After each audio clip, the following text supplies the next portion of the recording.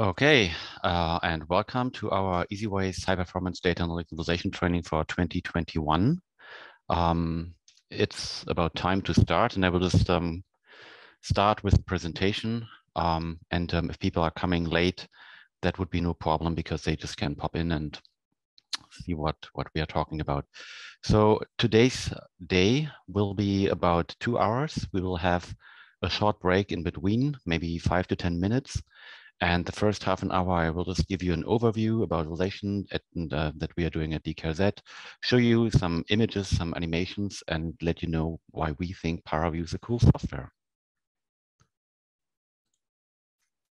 Okay, so here's an overview of the days that we have planned for this week. The first 2 days are focusing on Paraview, and these presentations will be given by Florian Ziemen tomorrow and me, Niklas Röber, today. We both work at DKRZ in the relation area and assist our climate scientists in the relation of their simulation results from various different models. And on the following 2 days, Wednesday and Thursday, Donatello Elia from CMCC will tell you a bit more about HPDA and what you can do with this software. At DKRZ, we do relation workshops usually at Handson, and this is also what we will try today. I will let you know later about how we have planned this. We're giving these tutorials for years or decades even. I'm at DKRZ for 12 years now. Started with Aviso and then later changed to Paraview. But we also provide courses on NCL, WAPR, and they usually last between 2 and 5 days. And these days, we try to familiarize the people with the software and later also look into their data sets and how they can load their data into the respective software so that they can work and visualize the data on their own. This is a little bit more tricky when doing this online as in a setting like this. Therefore, we have set up a few data sets that you can download from either our Nextcloud or from Swift Storage. That link was provided in the email that was sent to you. Paraview and HPDA can be downloaded both as source code and compiled yourself, or you can also get the binary. We are still working on some online video tutorials that I guess would be very beneficial for most of you. And the other things that we do is we provide teaching and workshops like these. And also in non-corona times, we provide guided tours through DKRZ and attend venues and conferences. This shows a screenshot of the DKRZ website. Here we have a number of web-based tutorials already lined out for you. There's also an old PDF document that was written a couple of years ago, which is still applicable in some way to the relation of weather and climate simulation data. What else do we do relation-wise at DKRZ? Where's our focus in our work? Because our colleagues at MPIM always provide us with bigger and bigger data sets. So this is definitely one of our key issues. So we are looking into ways that we and also the scientists at MPIM can work and interact with even very large data sets. Some topics in there are insituation using Paraview and Catalyst, but also compression and progressive data relation using wavelets and WAPR. Using Paraview, you can also create relation scripts that are later processed by the supercomputer in parallel. So you just have to submit batch jobs, similar like compute jobs to Mistral, and then the compute node takes care of this job script and visualizes the data for you and write out either data excerpts or images that you can later compose into an animation that you can show to your colleagues. What we're also interested in is compression of data, especially lossy compression, as this has always been done in science, even using the GRIP format, for instance, but also compression applies when you select a specific precision for your data, which variables to write out, and also at which temporal and spatial resolution. And with compression, you can kind of reduce the amount of data to quite a smaller number. Then most simulations are not only run once, but several times using varied initial conditions, and therefore uncertainty or the certainty of the data or in the simulation is a big aspect. And the relation of this uncertainty or certainty in the data is also not that easy and the tricky part. In climate simulations, we usually have a multivariate data with a number of different 2D and 3D variables, and these we would like to represent in a way that it's creating a meaningful image and a meaningful visualization that is able to explain the story of science. And of course, machine learning also skips into our domain, especially with the ever-growing data size. Sometimes it's pretty difficult to find the important structures and features that are hidden in the data, especially if the data is very, very big. And therefore, we are also interested in techniques that can combine AI and visualization or data analysis. So in a way that kind of a computer algorithm in the future would tell a scientist, hey, look at this and that data file, this time step, and maybe that area, there's something happening that is something out of the ordinary. But in general, why do we do data visualization? So here I kind of written the three main goals why one is doing visualization. So the first one is confirmatory visualization, when you do have a simulation and you would like to confirm that certain features or structures are in there, just like the jet streams, for instance, or the AMOC in the ocean. If that feature is not there and it's a normal ocean or weather climate simulation, then you know for sure that something is wrong. Sometimes when you add additional processes to the simulation or you increase the resolution, there might be new structures or new features hidden in your data, and therefore you need to have some tools that allow you an exploratory interactive visualization of the data so that you can really find correlations between some variables and also find the structures and features that you're interested in. And of course, depending on the data size, if it's getting bigger and bigger, this is really kind of a difficult area, not only because the data is so big, but also to find the needle in the haystack. And in the end, if you've achieved all your goals and you found your findings and things that you were looking for, you would like to create animations and stills for communication purposes to show to your fellow scientists or for publications or just for outreach to the general public. And now there's a couple of animations that we created here at DKRZ over the last years from data simulations that was provided to us from MPIM. What you see here is a high resolution atmospheric simulation. It's a 2D visualization only of two variables, vertically integrated cloud water and vertically integrated cloud ice. Cloud water is displayed using a white color and cloud ice using a turquoise color. And one can very nice observe the development of strong storm systems over the African continent and how these storm systems then sometimes develop over to tropical hurricanes over the Atlantic. The resolution of this model is 2.5 kilometer per cell size. And one would need a very big screen if you really would like to present one data cell with one pixel. So this is kind of zoom in of the data. And here you can see what I mean, that it's sometimes difficult to find the needle in the haystack.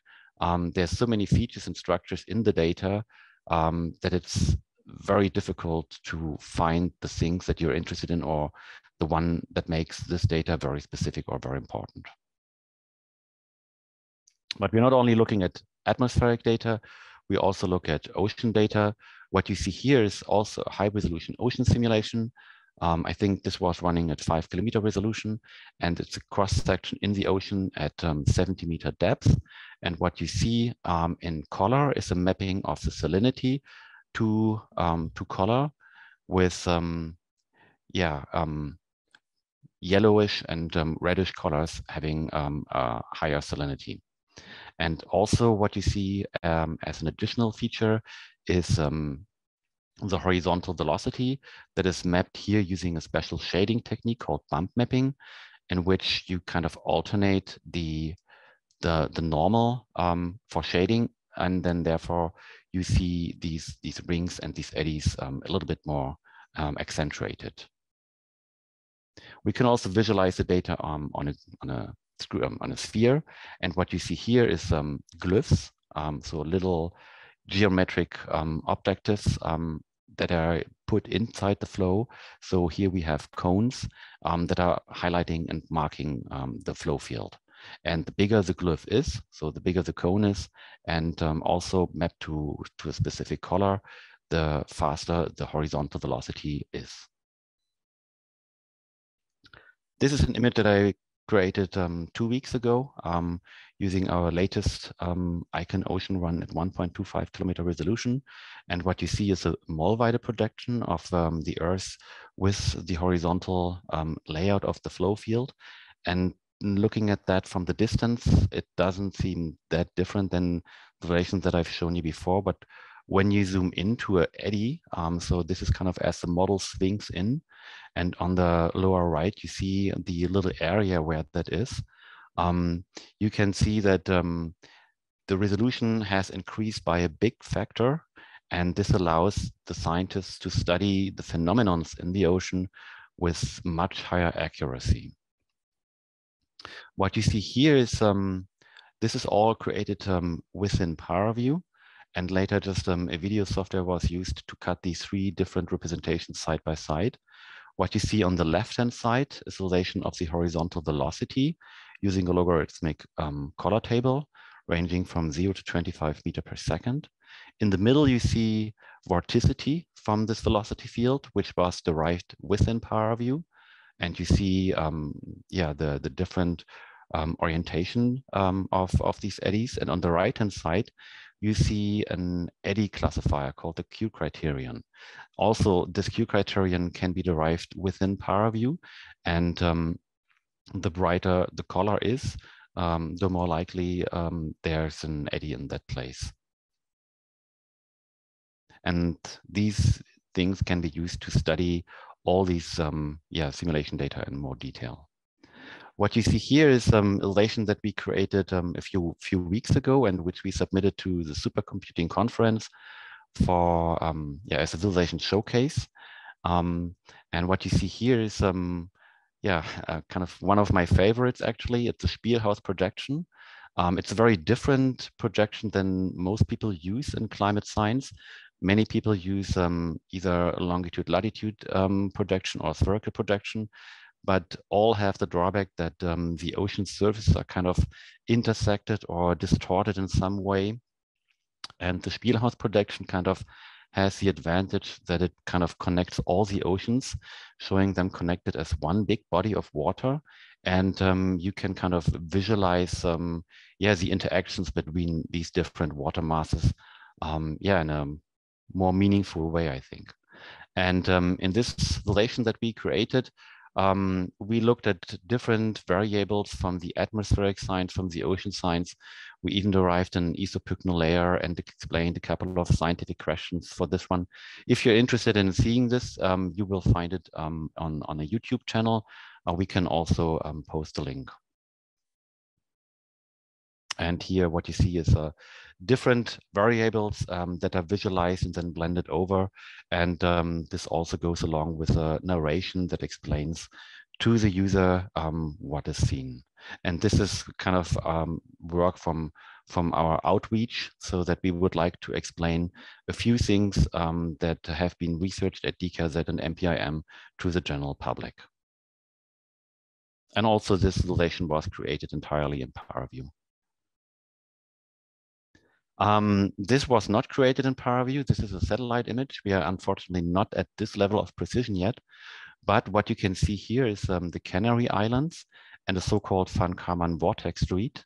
The Van Karman vortex street is what you see in the flow field behind these islands when the wind is coming from a specific direction. And then you see kind of eddies building up as the air moves around. And a couple of 100 years ago, these were kind of highlights that people used to find islands when they traveled overseas. And we want to see whether or not we can also see that in our models. And what you see here is an icon simulation running a 2.5 kilometer resolution. And what you see here is a 10-meter wind speed, and also the Canary Islands. And you see that the wind is similar as in the satellite image that you've seen in the image before, kind of hitting the island and then creating these swapping of the vortices, creating these Van Karman vortex street. I inserted some particles into the flow field to see the advection. Now you see the gradient magnitude, which was also derived from the flow field. And I also looked in the Q criterion, so to kind of identify the little eddies in the flow field, looked at vorticity and whatnot.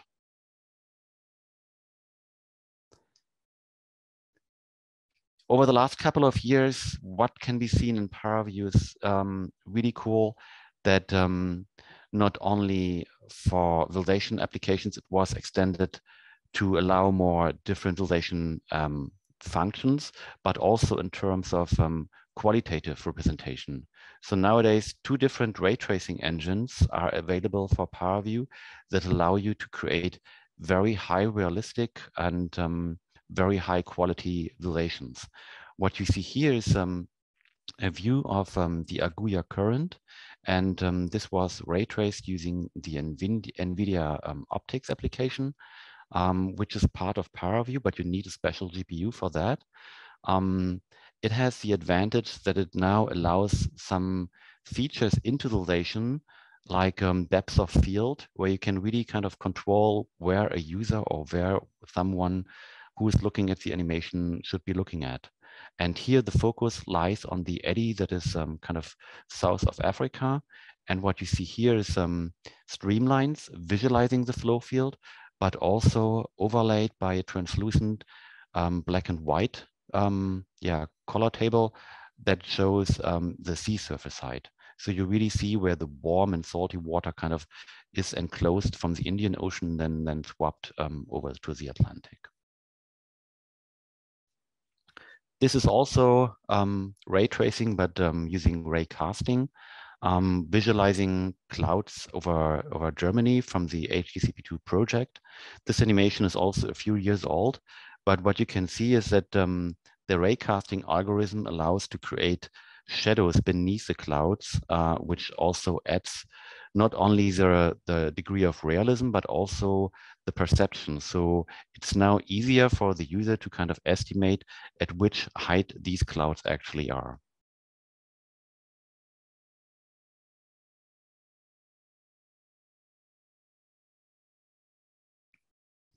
And now with path tracing, this gets even more realistic. Last year we created from the Icon Diamond++ run, and also a very nice animation that could have been shown into a planetarium. So we created a VR film that can be reached using the YouTube link that you can find below. And here we also used ray tracing and explained a couple of weather and climate phenomena to the general public in this matter. Our simulations are running at different resolutions, and here's just a kind of a comparison that I sometimes use to explain what all that means. On the left-hand side, you see kind of a coarser atmospheric simulation, and on the right-hand side, a much finer one, which is storm resolving. And you can see, that with increasing resolution, not only the amount of data explodes, but also what you can actually display and simulate into your simulation. And that emanated into a comparison project of a couple of different high resolution storm resolving models from all over the world.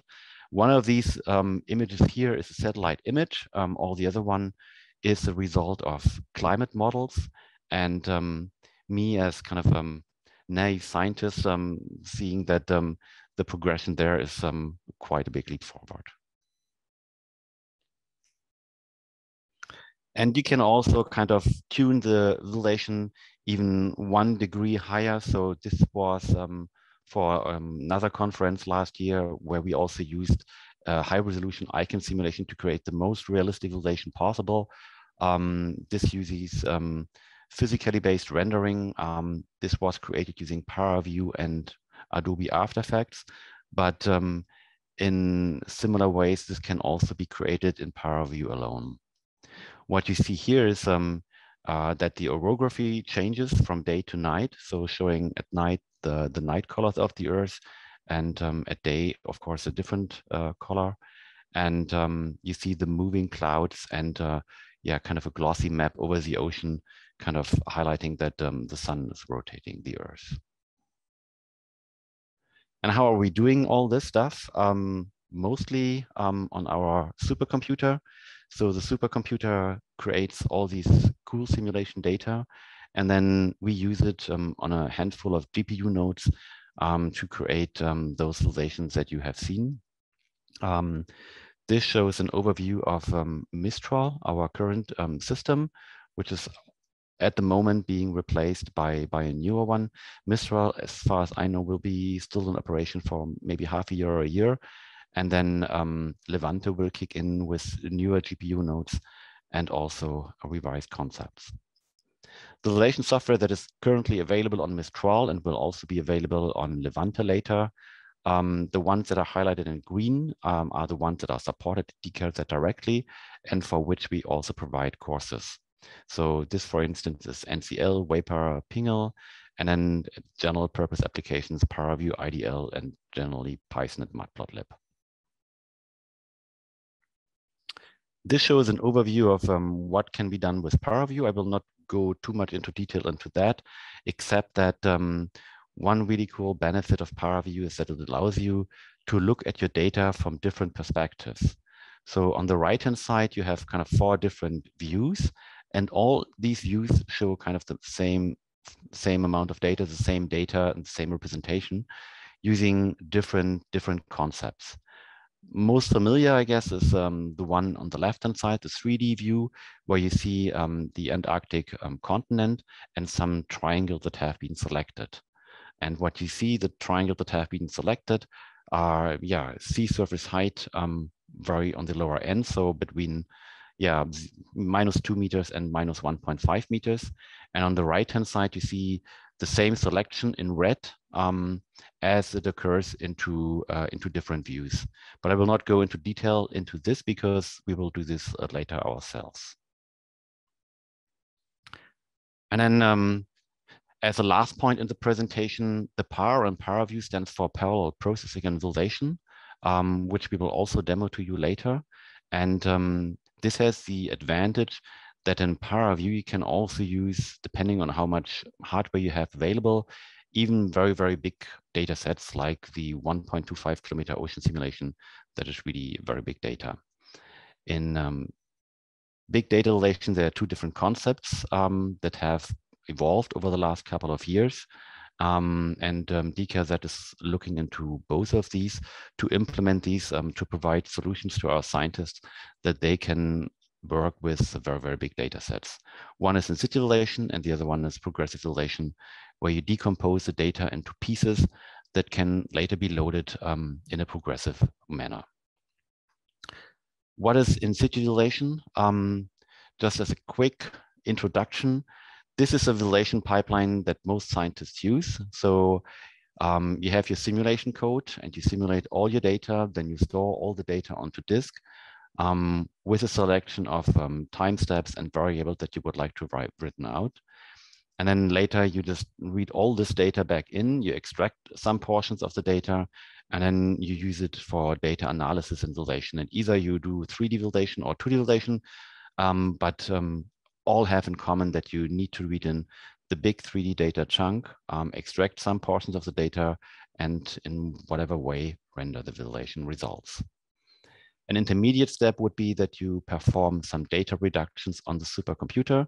So while the data is still sitting in main memory, you maybe are just interested in some portions of the data and use some thresholding operations to just write out an excerpt of the data.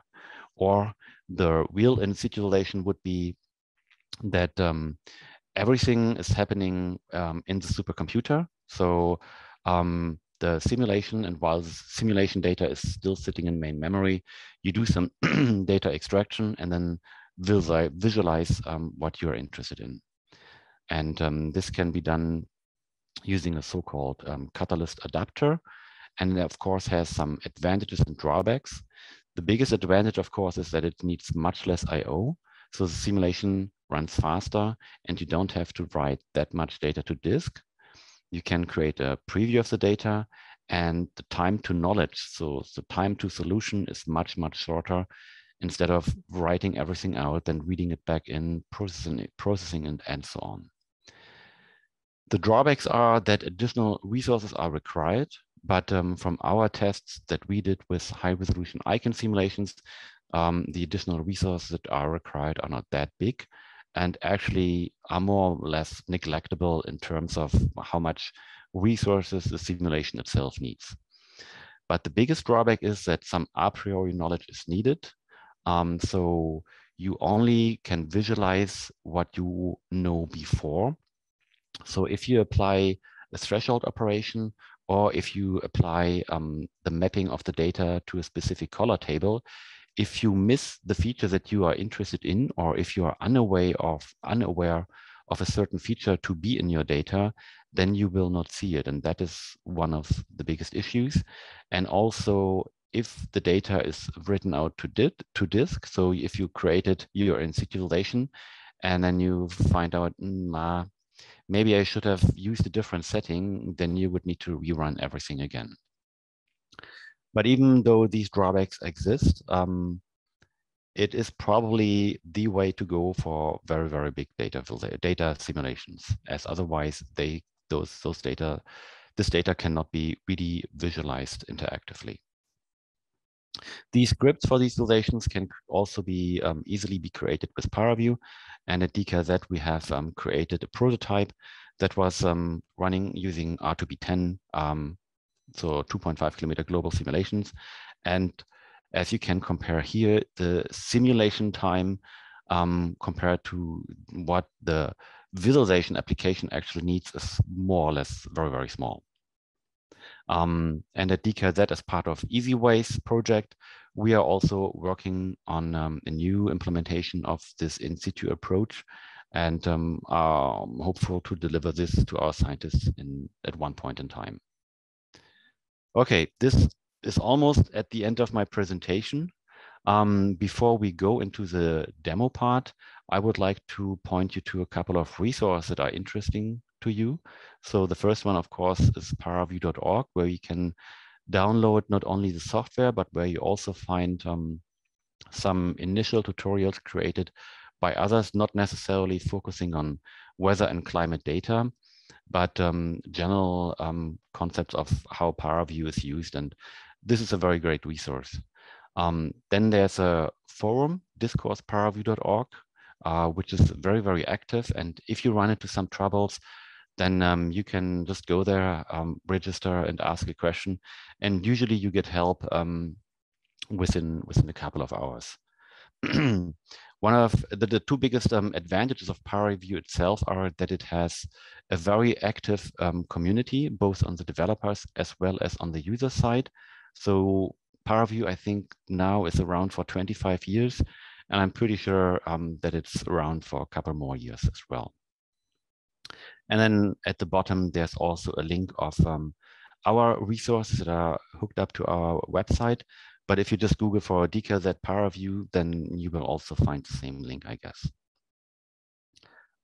Okay, so this brings me to the hands-on with Paraview. So you can either go by creating this link, or you can also get the data as Florian has explained in the email. And because yeah, Florian asked me to, I included my favorite pancake recipe for all of you. And so the most important thing when creating pancakes is that you stir the mix quite well, and of course let it sit for a couple of minutes, 20 to 30 minutes. And then when you bake the pancakes, that you don't bake them too high and on both sides only once. Okay, having said that, I would like to thank ESiWACE for this project. And now we are switching back to the demo with Paraview. And I would like to share a different screen with you. So now you should see me on Mistral. If you have downloaded the data or looked into the data, there are a couple of files in this directory. The ones that we are using now can be seen here in the screen. So the one JSON, these are two color tables that I added for you.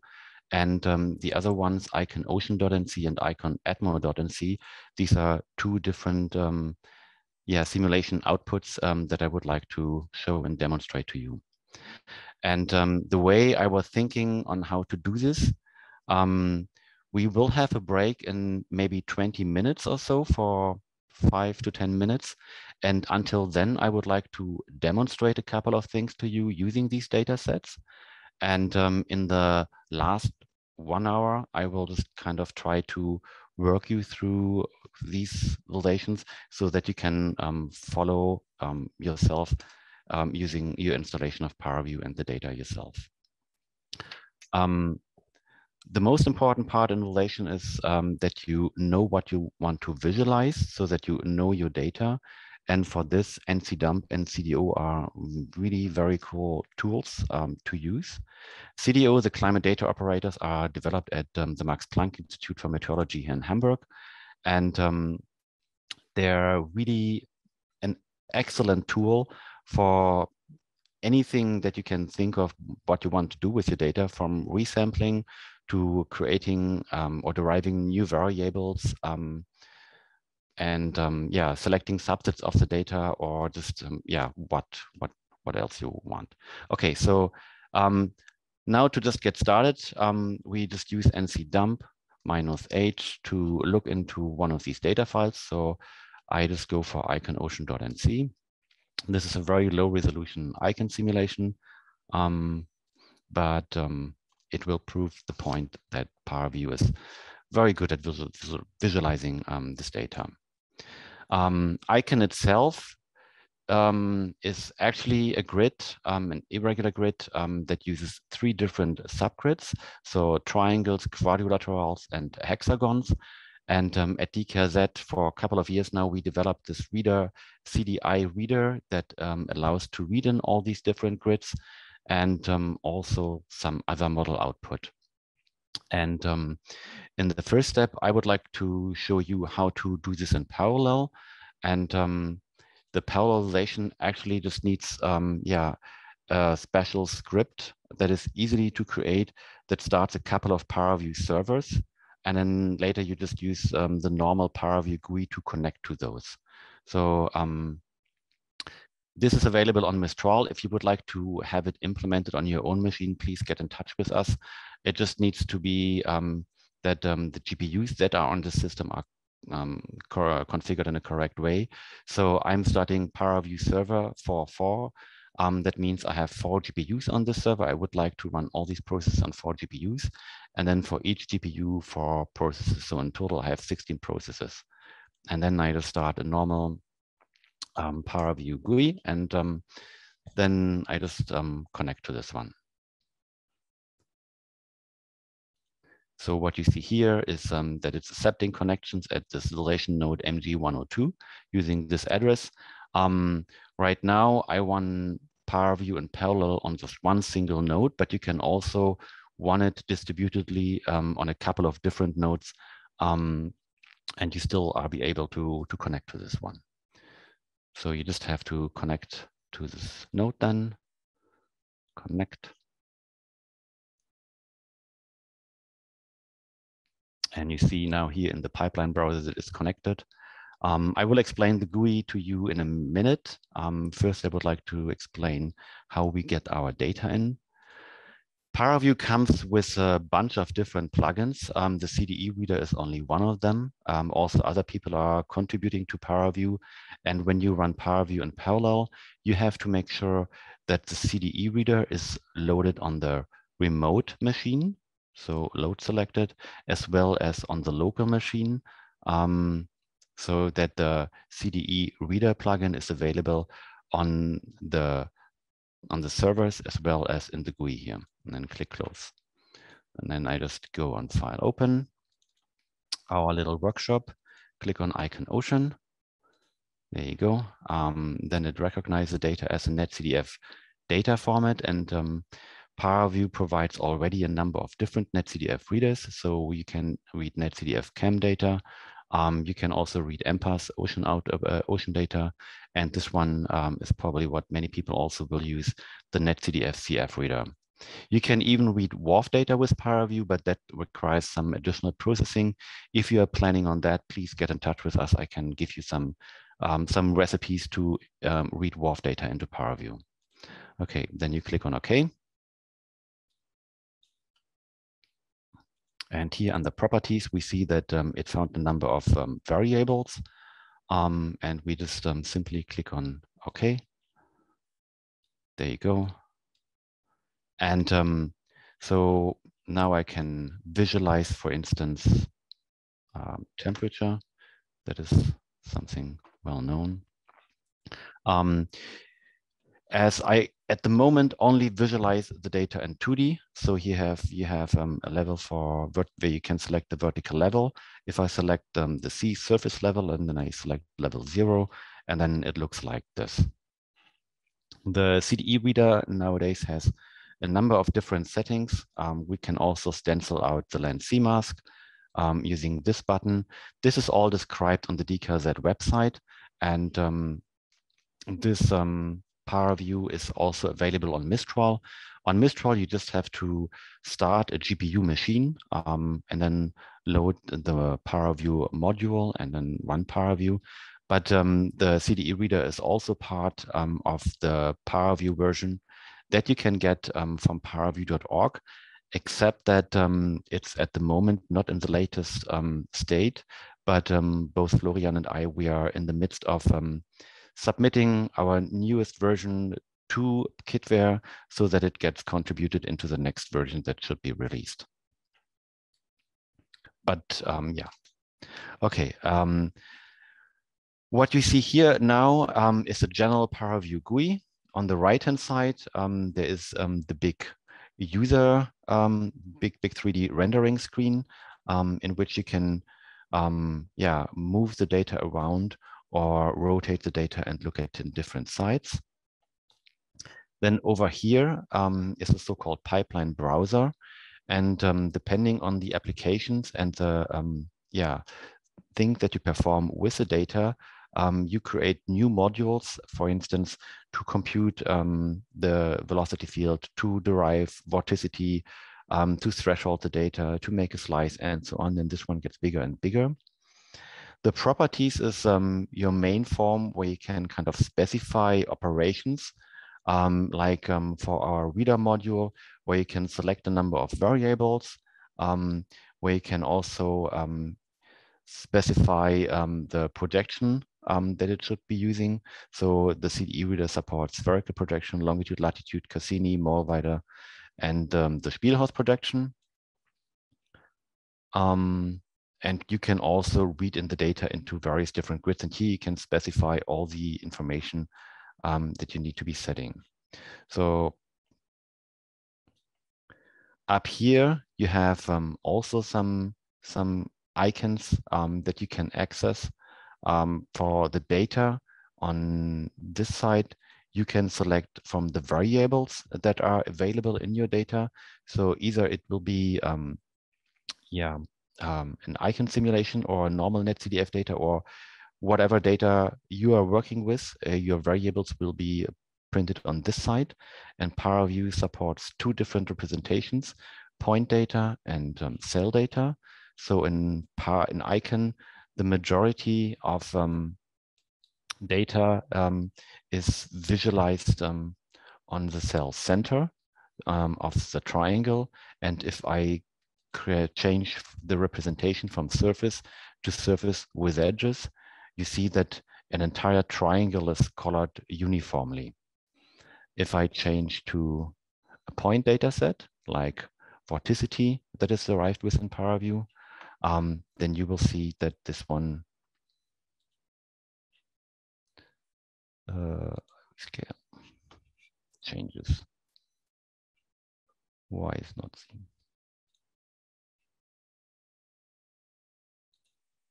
Okay, this for one reason doesn't work. So I switch over to show you the parallel process IDs of the data. So for the user, when you're working in parallel with Paraview, and you would look like, say, the velocity field or whatever, everything looks seamless. But for the system, if you see the process ID, so every different color is on a different server, so that the reading is much faster, and you can interact with the data much quicker. For this small data set, it would not have been necessary, but this is as said, just as a demonstration for you on how to work with very big data sets. This also comes as a drawback that not all validation functions are applicable in parallel validation. Volume rendering, for instance, is a little bit tricky.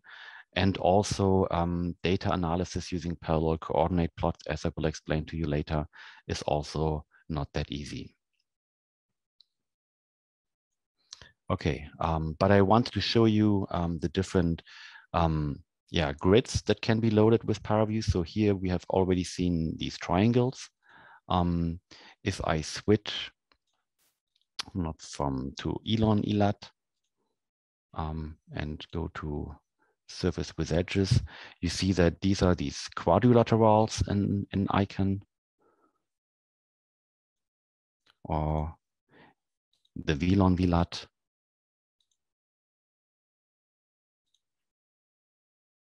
Vorticity somehow does not work at the moment. But at least what you see is these different structure. So the CDE reader can read all these different grids. And before we are having a little break, I would like to demonstrate to you these linked views in Paraview and the different representations and the different views that you have. And therefore, I will just reset the application. So with reset session, you can kind of reset Paraview to its initial setting. And I will also break the link to this parallelization, because this is one point that does not really work that well in parallel.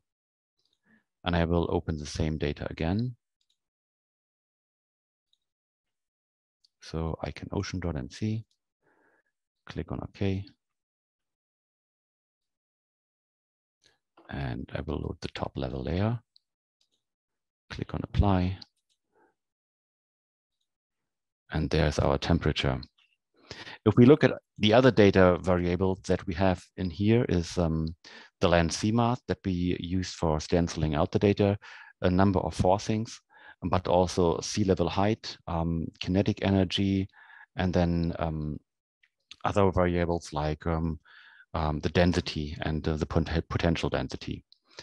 In Paraview, you have also this information pad where you can look at the data range of some of those data variables, which is sometimes very handy to know what the data range is for thresholding operations and things like that. And what you can also do in Paraview is you can create a couple of different views or different representations. For instance, over here on these icons, you can split the viewport horizontally or vertically, and you can create either a new render view or other representations. So I will now go for Spreadsheet View. And in the Spreadsheet View, you can look at all the variables and the data ranges that are in there, and you can also make selections in here. For instance, if you're interested in the maximum number of sea surface height, so you go to this variable here. And so this is the one that has the maximum height. You can kind of sort it by ascending or descending. So the lowest height level in the ocean is minus 1.8 meters. But you can also visualize a couple of render views side by side. So on this side, there's nothing shown yet because there's no module yet enabled or activated for this one.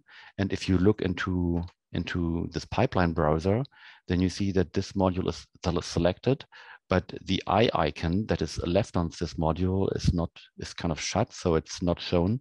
If you click on it, then the eye gets open, and so you see this one here. And you can visualize different variable on this one, like sea surface height. And you can connect these views together, so using this link camera. So it's simply a right click in an area, and then link the view you would like to link to.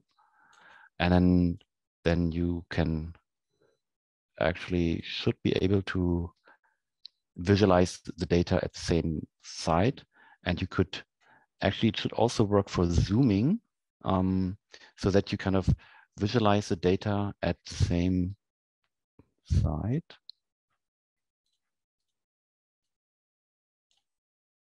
Oh, I don't know. It's maybe Monday.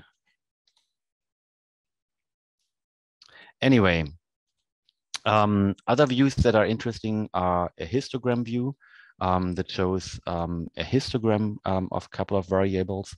So also in this one, you have to enable it. And then further below, under properties, you have to select which variable should be displayed. So this is for vorticity, sea surface height, or maybe temperature. And so you get kind of a range. And in 0, because we still have this land surface, 0 for some weird reason is the missing value, which is not that well chosen for the temperature here, but that's why you see the spike for this one. But I wanted to show you a little bit about the other part that visualizes the data in a different way. Therefore, I split the view vertically.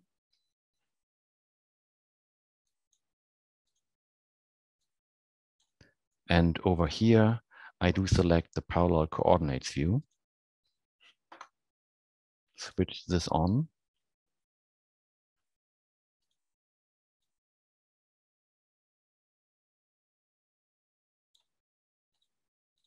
And switch from point data to cell data. And you see a number of different points. And I only will make a shorter selection list, and I will explain to you in a minute what you are seeing.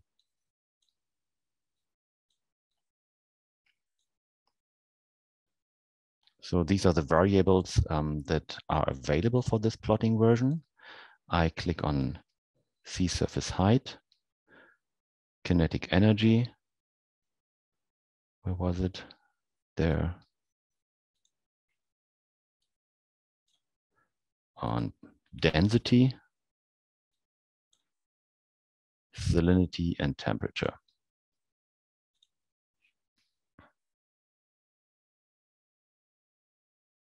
Come on, I would like to make this a bit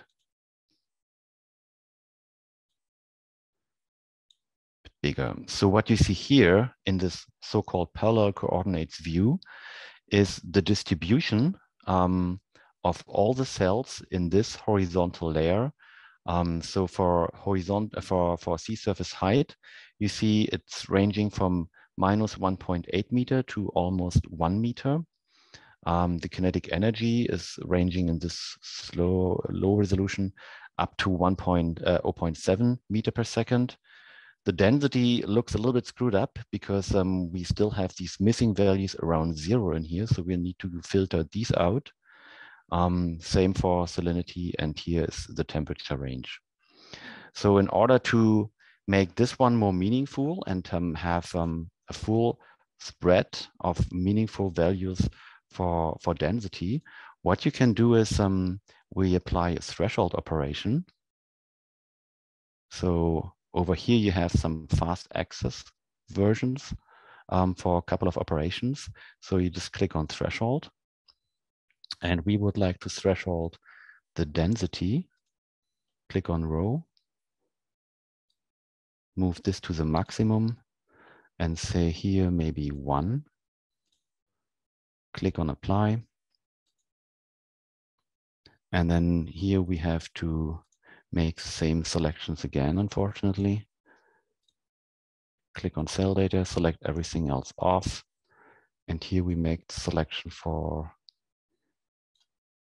sea surface height, kinetic energy, row. So now with the missing values reduced, salinity and temperature. Okay.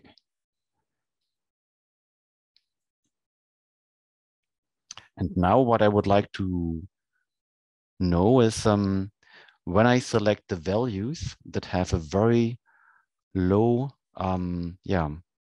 sea surface height, so that are kind of much below the sea surface area, where are those located? Okay, I think I selected the wrong one here. This is ice height, and I want to do HACC, so this one. So I would like to select the values from minus 1.8 to minus 1.5 meters and see how the other values are and where those are located. So therefore, what I can do here in Paraview, I can add a selection, and I can add a rectangular selection. So in this one here, I kind of draw a red curve from the bottom to about 1.5. And then these values get selected. And I see the cells that have a sea surface height below 1.5 meter, what kind of kinetic energy they have, what kind of density, what kind of salinity, and what kind of temperature. So it's cold, salty water with a high density, and usually they're found near the Arctic. And so I would need to kind of bring these views together. So if you look at the pipeline browser, for this representation, the second threshold is on. For this, the first one is on. So I just need to change this one to this one. And then you see that the areas around Antarctica are selected. And this is one tool that makes Paraview unique, that you can really have some interactive data analysis, data debugging, where you can really find correlations between some data and find new features and new structures in your data. This will kind of conclude the first hour now. I will make a break of 5 minutes, but I will be available in the chat if anybody of you has questions. And then maybe in 5 to 10 minutes, we will start back looking at other representations of this data.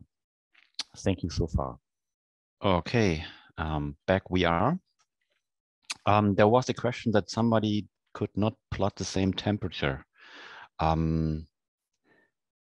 Unfortunately, in these online tutorials, I cannot really see what you're doing. So in these real tutorials, I could just walk to your computer and see what you're doing. There could be a number of reasons what could be wrong. I can try to outline this. So in order to continue, I will close this parallel coordinates view here. And I will also just simply reset my session and load the data back in again. What might be the reason is that you selected a different level. So if I load the same data again, if you simply click on apply and you visualize temperature, then it might be that it looks like this, which is kind of a cut through in the ocean somewhere in the middle. So if you move your vertical level up to 0, then this might be what you see. On the other hand, if you move it totally down, then this is the most bottom level at C, what you can visualize. You can also load the data in 3D.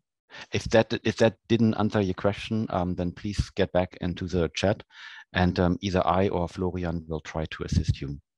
And also, if you ever run into some trouble, you can try to contact us as well. Even if you are not have a Mistral account or one of your users, we nonetheless can try our best to assist you in your visualization endeavors. I, from personal experience, know that sometimes this can be a little bit tricky. To visualize the data in 3D is also with our reader relatively easy. So you just click on this button, Show 3D Surface, click on Apply, and then what Paraview gives you is a 3D representation of the data. And if you rotate it around, you can really see that this data is in fact 3D. And sometimes in ICANN, the ocean data sets have topography map, so a land sea mask. They're called wet C, wet E, wet V. And if one of those is available, then we click on Use Topography, click on Apply, and then the land mask is simply stenciled out. And what you can see, if you rotate the data, this extends to the bottom of the ocean. So really stenciling out all the C4. And if you're looking very close from the side and enabling surface with edges, then you see that also the correct vertical thickness of these individual layers is available. Okay.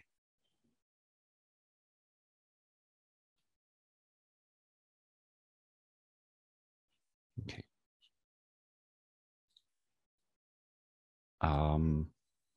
Yeah. Okay. I, for now, will just simply work with the top surface of the ocean. So I just deselect Show 3D Surface and clicked on vertical level 0, have it in longitude, latitude projection, and click on Apply. So this is as before, but just only the top level. And from surfaces with edges back to surfaces. There's another very interesting plugin available. It's called Embossing Representation. And this is what I would like to load now as well. So you click on Tools, Manage Plugins, and the CDE reader is already loaded, and the embossing representation is simply a little bit further below. You click on Load Selected. If you would like plugins automatically loaded at the beginning, you can just click on this little triangle and then click on the auto load option. And then from the next time you start Paraview, this will be automatically loaded. So we know what all variables are in here. So we also have our velocities, UA, VA, or UACC, VACC, and the vertical velocity. And now we would like to derive the velocity field. So in order to do this, we have this module selected. You click on the calculator module. And in this calculator module, you can derive new variables, or you can combine scalar fields into a vector field. Here first have to set from attribute type point data to cell data, because we work with cell-centered data. And then as a result array name, we change from result to, let's say, velocity.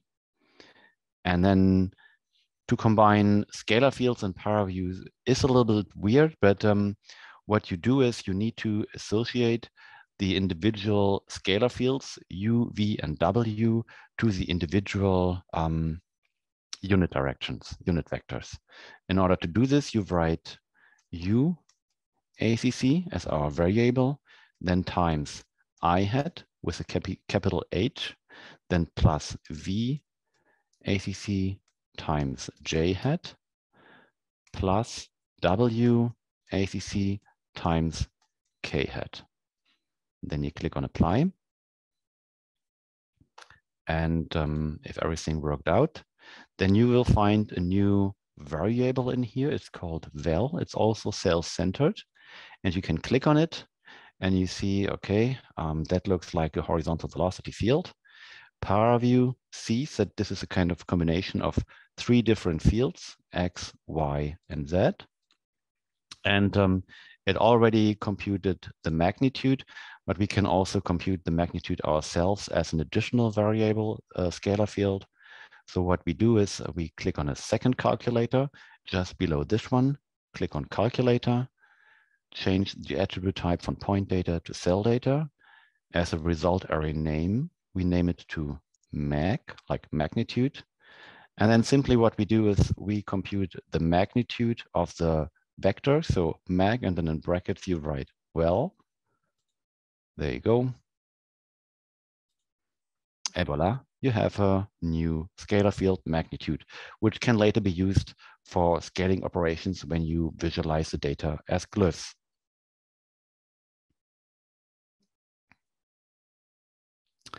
Sometimes it is important to have the data not only as cell-centered data, but also as point data, or the other operation around that you have point data and would like to have cell data. And for this, you can use one of Paraview's many filters. If you have the latest calculator module selected, click on filter, alphabetical, and then you see a bunch of filters that can be applied to your data. The one that have been grayed out are not applicable in the moment to the data type that you have, but the one that are printed in black can be applied. And because we have cell data and we want point data, we are looking for a filter that's named cell data to point data. This one is here, cell data to point data.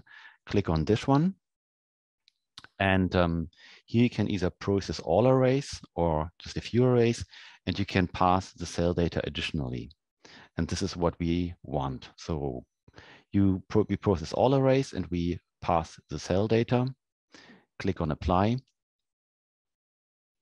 And then what you see here is that you have the data as cell data as well as point data. We select not the magnitude, but the temperature over here. And I would now like to create a representation that I've shown you in a video before where we use the bump mapping. For this low resolution data, it will not look as good as for the high resolution data, of course, but you will understand the method and the principle on how this is working. So over here, we have to change from surface to bump map surface. And you can already see that it picked one of those additional values. And if you scroll down in the representation, the properties here, then at one point, you will see this bump map surface. And it's selected as data array, the point map. And in here, it only uses point data for this mapping operation. That's why we applied the cell data to point data filter.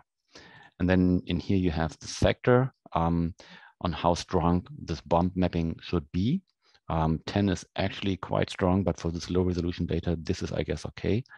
And what it does is kind of visualizes two scalar fields at once without kind of disturbing each other. So you visualize the temperature field using the color map that you've seen before, ranging from blue to red. And then in these darker colors, you see this bump mapping. When you have higher resolution data, then this looks much more pronounced, and it allows you to really distinguish the eddies in the ocean. Another representation that we could choose is not bump map surface, but extrusion surface, which is also very interesting. So this shows you what it does. Kind of it extrudes the surface either as point data or as cell data. And here you can choose the extrusion array. It has chosen the point data that gives you kind of very smooth surfaces. If you choose the same one as cell data, then the nature of the underlying grid, so the triangles, is much more pronounced. And depending on what you would like to achieve with your visualization, either one might be more beneficial. So this might actually be a very nice representation to visualize the sea surface height.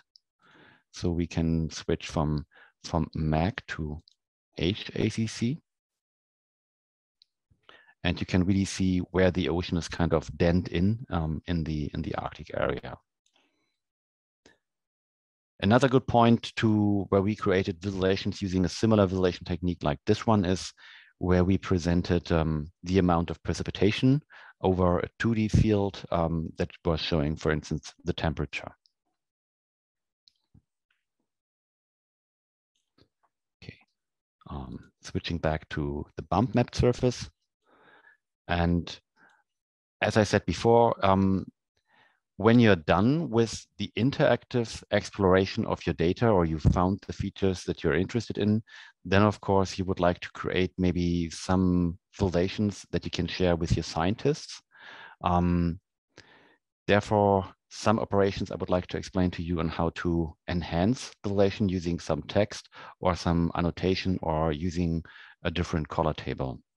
So when your data is kind of screwed up or you kind of lost it and you don't know where it is, and because you have zoomed in and out and you can't find it anymore, then there are two icons that are very handy. The one is zoom to data and the one is reset the view. Zoom to data always puts the module of the data selected that you've selected into focus. And then here you have these axes in which you can kind of align the data properly. So this looks much better now. Sometimes it's helpful to have this little icon below here, which shows the orientation and the axis, but you can also simply blend this out like this. Maybe zoom this a little bit over here. And then this one, the color table can be moved around or placed explicitly. And now what I would like to do is with you kind of label this color table in a better way, in a meaningful way. So what you can do is it has handles. You can make it longer, maybe move it to the side. And then when you click to the color map editor, there's some icons up here. The one is called Edit Color Legend Properties. And this one can be used to edit the properties of this legend.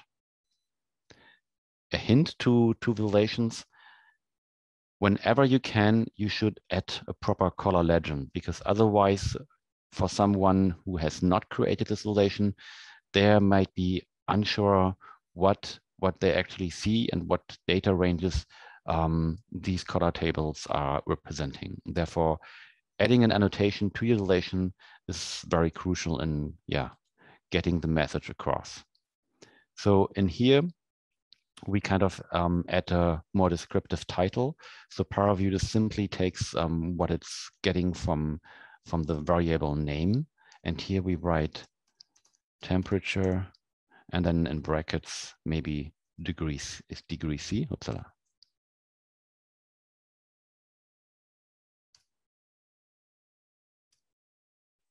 You can make them a little bit bigger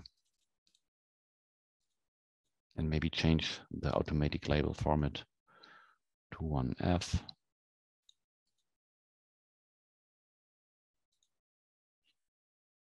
Click on OK. You could also make the background a little bit darker so that it's not that distracting. Maybe not that dark. And then what you can also do is add kind of a caption to your visualization. For this one, you can go to sources, alphabetical or annotation, and then add some text. So simply click on apply first, then you know where it is. You can center this one to the top center, make it much bigger. And then in the text, you write icon, ocean simulation, or whatever you want. Okay. Then if you would like to create a screenshot, you can either create a screenshot in a specific size. So what you can do is you can go to Tools, Lock View Size Custom. So that specifies the viewport size. My screen now is much smaller, therefore I would need to have something below. Therefore I skip this now, but you can use this Lock View Size to custom size to create kind of a specific resolution that you aim for. For instance, in full HD, you would write 1920 by 1080. And then what you can do is File, Save Screenshot, and then write this image file somewhere. Click on OK. And then in here, you get some more information that you can apply. So here you can also create higher resolution snapshots that are created in a tiled rendering.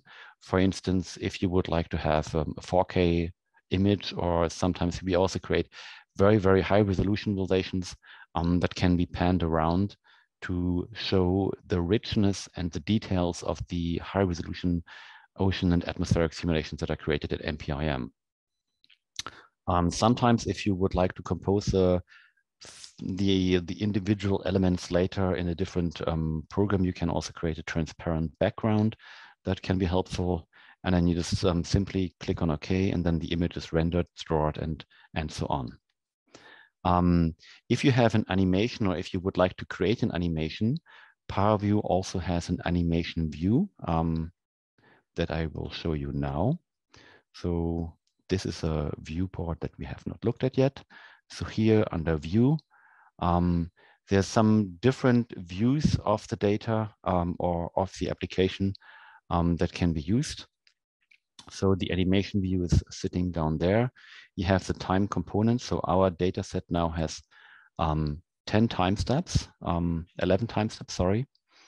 And you can animate those over time using these play buttons over here.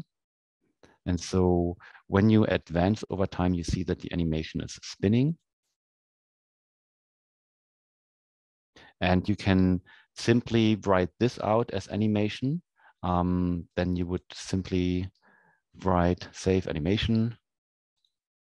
And similar as you were writing out an image, you just specify the name, image or whatever, click on OK. Yeah. And then here, similar to where you've written out the screenshot, you can specify the resolution, a transparent background if you want to.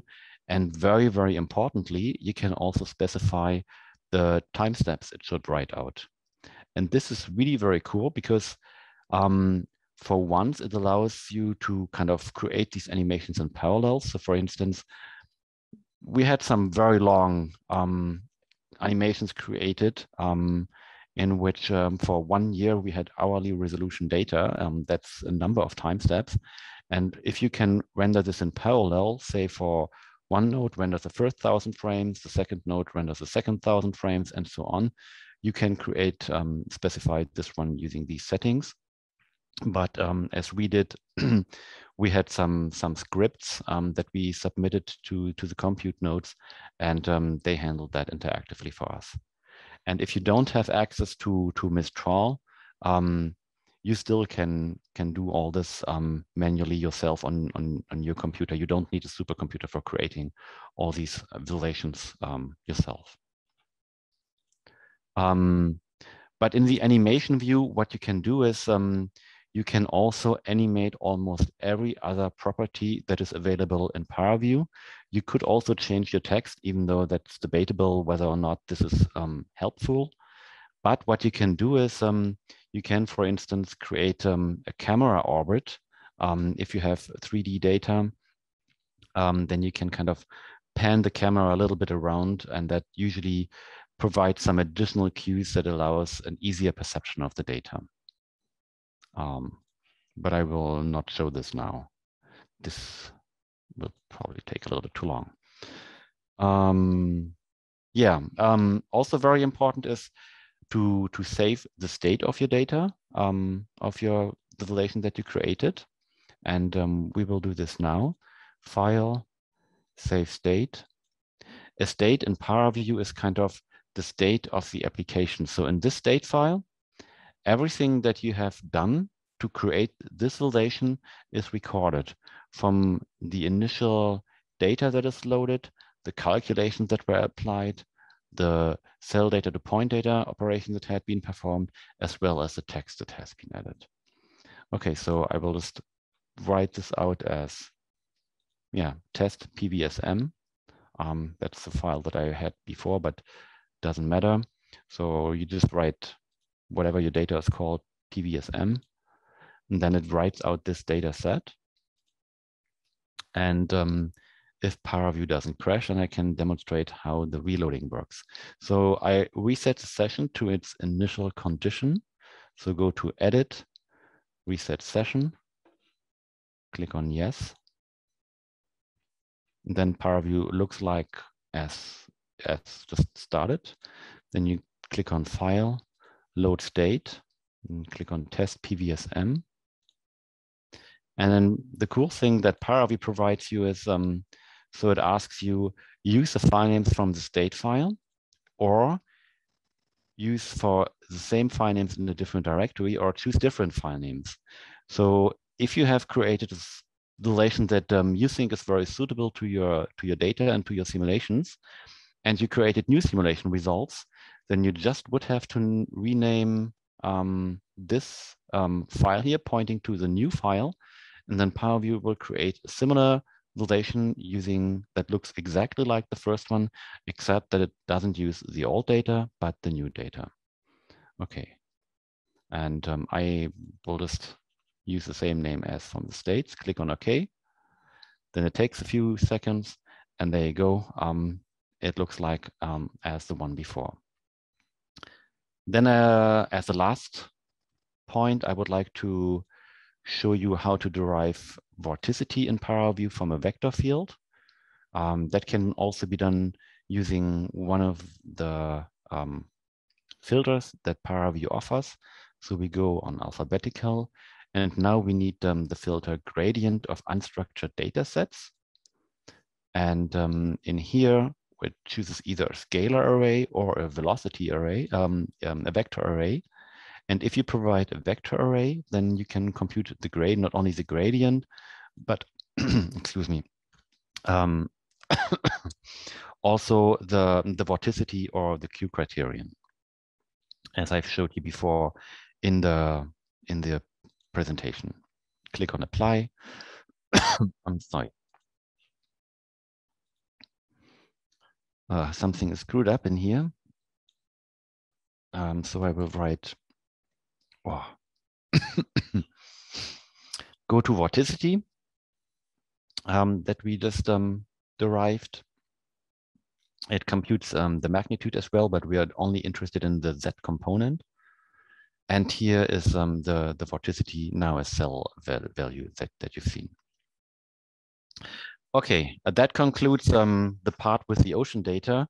And for the last piece, last half an hour, I would like to work with icon atmospheric data for you. Therefore, we just go to Edit, Reset Session. Yes. I will shortly have a look if there are any questions. Doesn't look so right now. Therefore, we just simply continue.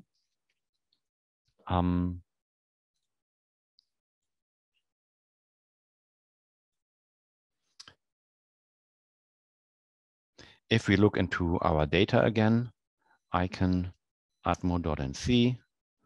So we see that there are also velocities, UAS, VAS, temperature, surface wind, and so on in there.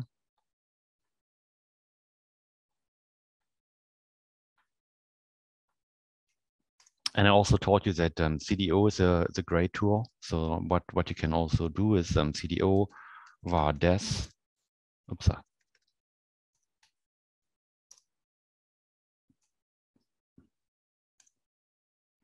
And then it writes out kind of a list of what variables are in this data set and what kind of descriptions they have.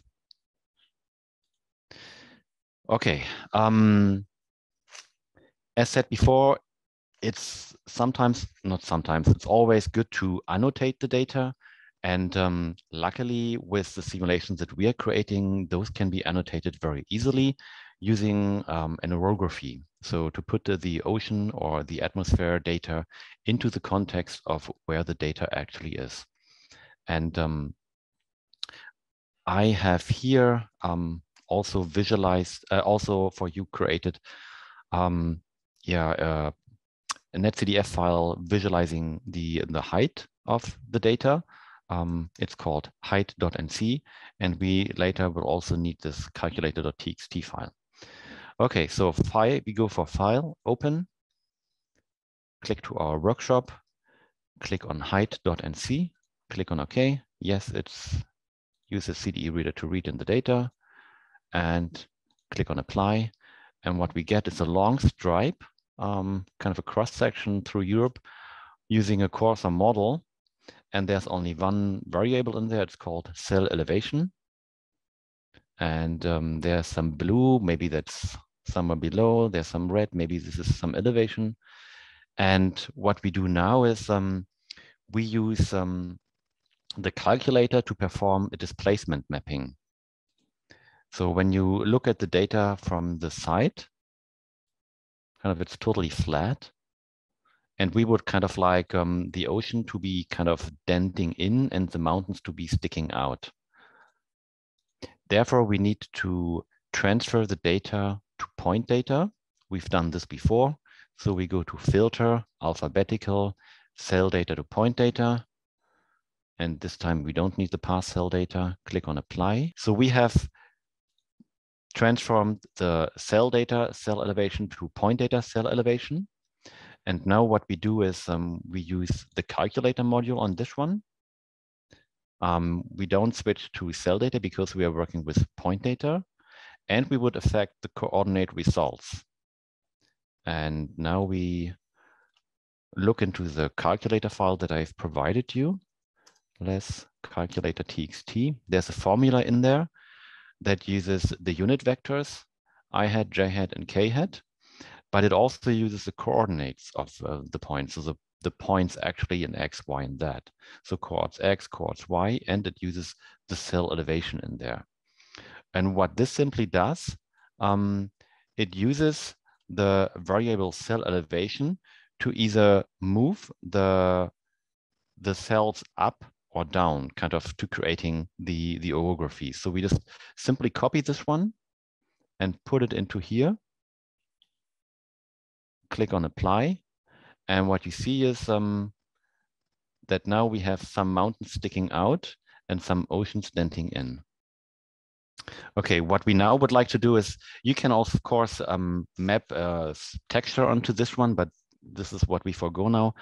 We simply settle for suitable transfer function. So when you visualize the data in Paraview, Paraview automatically applies its bluish red color table, which in most cases works very well because we associate something lower values cold with blue and some higher values like warm water with red. And so this is what we know and what we are trained for. And this is a color table that works quite well in many situations. But you can, of course, apply also a different color table in Paraview to your visualizations, to your data. And therefore, we go click on the color map editor. It might be some located somewhere else on your screen in Paraview, maybe on the right-hand side, but nonetheless, all will be the same. And here, when you select the little heart icon, you can choose a preset. And initially, it just shows you kind of a small range. If you click on all, then you have a long list in Paraview that you can use. And now I would like to import a specific color table for this elevation. Therefore, I click on import. Then in my workshop folder, there are 2 JSON files that can be used. And these JSON files, they contain a color table. And we want to use land now. Click on OK. And then click on apply. And click on close. And there we go. And that looks a little bit more familiar. What you see is kind of a cross section through most parts of Europe. So this in the northern part is Norway. This is part of North Sea, Denmark a little bit, Germany. There you see the Alps. This is a Mediterranean Ocean, Mediterranean Sea with Sardinia and Corse and some little pieces of Africa. And this is where we would like to put our data now. Therefore, we open a new file, open, and I can atmo.nc. Click on OK. Yes, it's use the CDE reader for opening the data. And then here you see all these variables that we've seen before. We use longitude, latitude projection. We would like to present the data in 3D. And because, yeah, we would like to have it kind of a bit more scaled out, we increase the surface thickness from 50 to 100. Click on apply. And then our data sits below this orography. Therefore, we simply move this one a little bit further down. What you can do simply is click on the calculator module. And if you have this gear icon selected, that means you see all the possible settings that can be applied. And then you scroll down a little bit. So I started Paraview from scratch again. I'm loading the height data. Click on apply so you can follow and see what I'm doing again. Click on cell data to point data. Click on apply. Go into the calculator to perform the displacement mapping. Take the formula, paste it in, click on apply, then take the color map editor.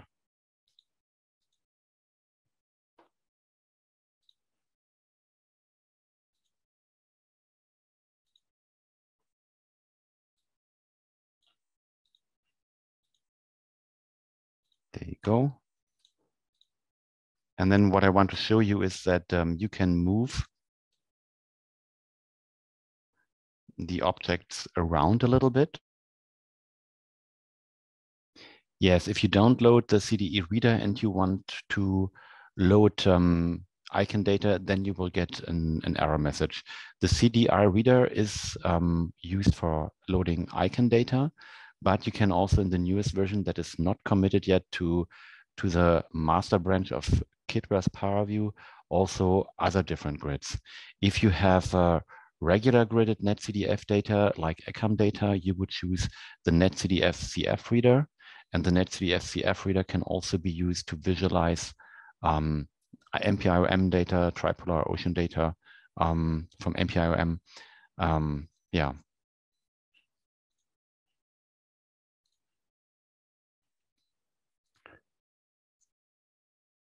Okay, I will try to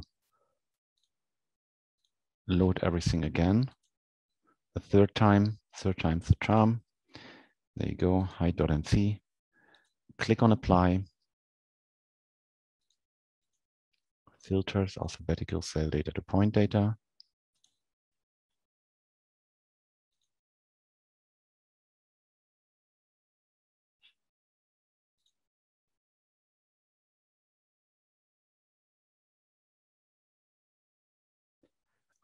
So at the moment, the CDE reader that is available within Paraview is only used to visualize icon data. So icon ocean data, icon atmospheric data, and it's not applicable to other data sets or simulation outputs.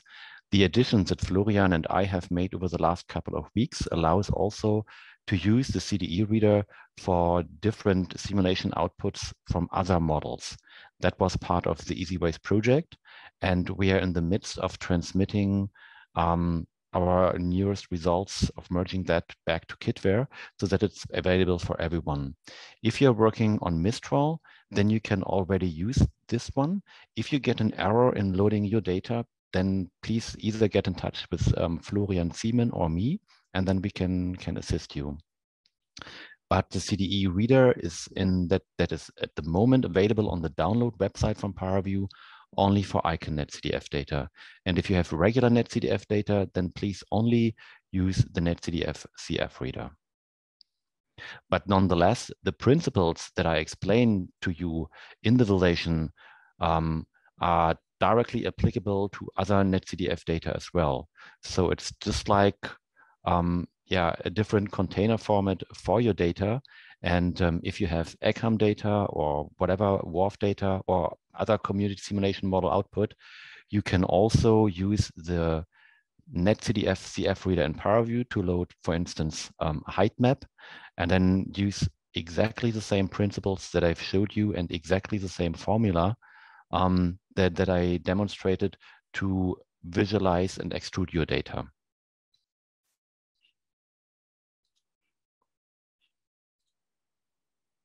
Okay, cool. Okay, then back to the formula.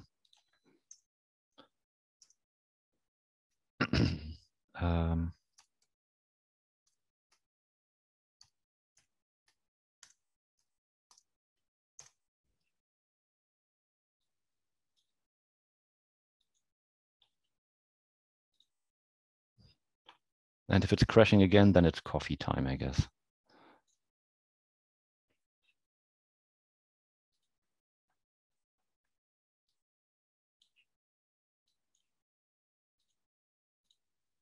There you go.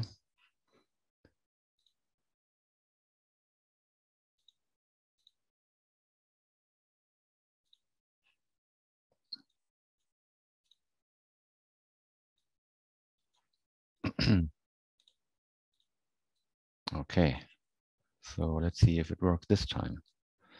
So what I wanted to show you is this matrix. You find this within every module transforming, but there's also, of course, an additional filter available that allows you to transform the data. But I would like just now to move the orography a little bit further down. So I write -2, and then it moved down a little bit. And now I would like to use the last 10 minutes to load the atmospheric data to at least show you the clouds that are in there. I can atmo.nc. So these are all the variables that are in there. Show 3D surface. And the 3D surface thickness, we use 100. Click on apply. And then there's the data on top. As annotation, if you only visualize parts of the data, what is also very helpful is to only display the outline of the data. So that's a different representation that we're using here. So we click on outline, and Paraview automatically does this for a very, very big data set. Then it doesn't bother to load all the surface data and all the variables, but just gives you an outline of the data for visualization. So, and this is the area where our 3D data lives now. And we can kind of create simply a calculator as a new module. Click on apply. We are not computing anything in that. The outline we are leaving switched on. And here we can look at different variables like temperature. Oh, not for this one, sorry. Temperature. And then you can see the temperature distribution that is within the data. And this data set also contains two 3D scalar fields, like for liquid cloud water and cloud ice. And in the previous step, I accumulated both into one variable called cloud. And this can be used for volume rendering the clouds, for instance. Because volume rendering is computationally expensive operation, especially if you have irregular data sets.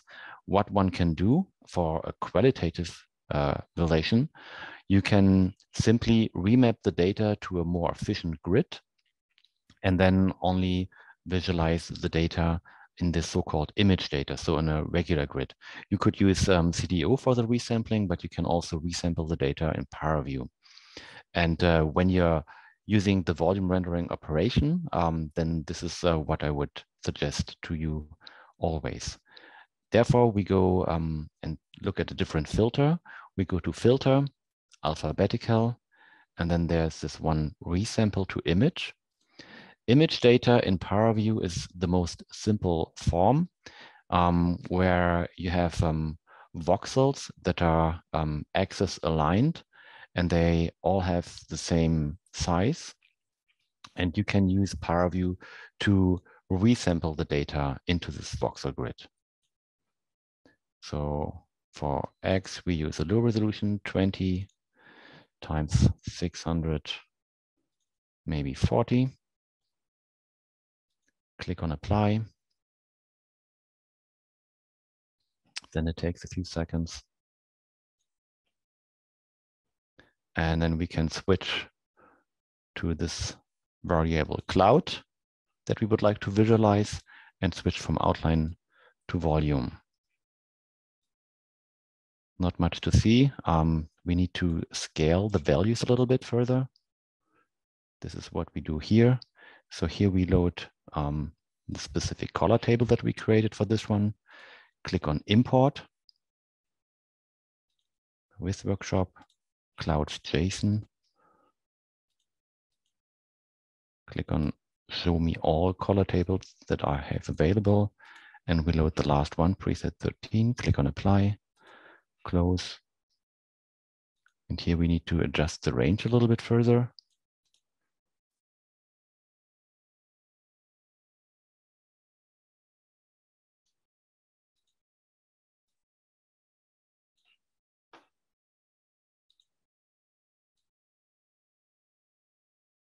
And set the scalar opacity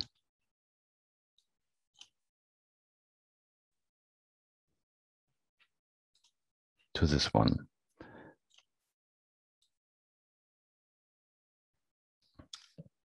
Not the nicest clouds if compared directly to the high resolution visualizations that we created or that you've shown before, but this is one approach on visualizing clouds using volume rendering. You can also, of course, use volume rendering to visualize other scalar fields. I once used it to visualize the magnitude of eddies in the ocean. That also worked very well.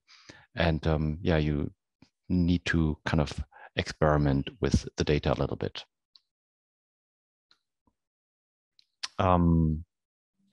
As a last minute, I would like to further compute the velocities in this data set. So we just click on the data icon atmo.nc, and simply in here, what we can do is make a new calculator module. And if you look into what variables we have available, you have UA, VA, and WA as a representation of the individual velocities. And we would like to compute, combine these velocities into a wind field. So as the attribute type, we set it to cell data, as a result array name to wind. And then we write UA times I hat plus VA times J hat plus WA times K hat. Click on Apply. And then you have the wind magnitude. We can also derive an additional field for the magnitude as a scalar field as well. So that would be mag wind. Simply click on Apply. And then you can, from the side, already see that, of course, the higher velocities of the wind field somewhere in the higher atmosphere. What you also can do is you can slice the data and then make intersections. For instance, maybe using a vertical slice. So therefore, you would explore the values that you have up here. Slice is one of the quick access icons, and Paraview allows you to kind of either align this slicing plane along a specific axis or also oblique. But we chose just somewhere on the Z-axis right now. Click on apply. And then this is where the slicing axis is. And what we can do on this one now is to visualize glyphs to highlight the velocity field. Therefore, we just go to one of this icon, which allows, if you have a velocity field, can put kind of additional objects in there, as I have shown you this before. You can choose from a different number of representations. I usually prefer cones because they have very simple geometry. And so we select cone. As orientation array, we choose our wind array, which has this is the vector field, and as scale array, to kind of scale the glyphs accordingly, we choose the magnitude. And then we click on apply. And they're way too big, so we need to scale this down further, even further.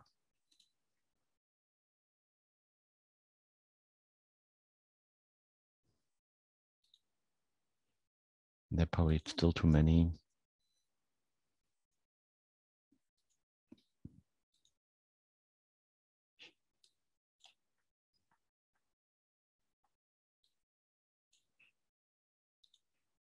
That was too small yet.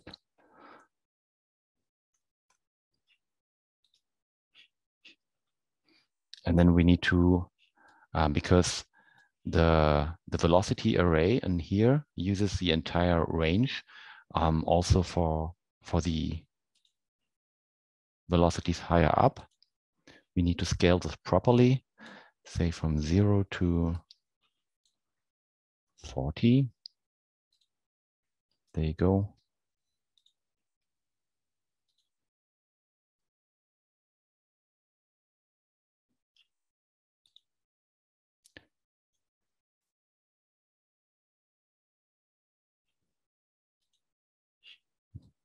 That might be better.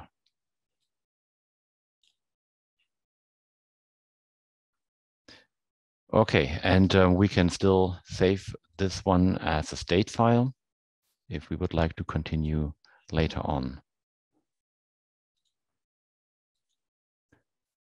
And in the last minute, I would like to see if anybody of you had some questions.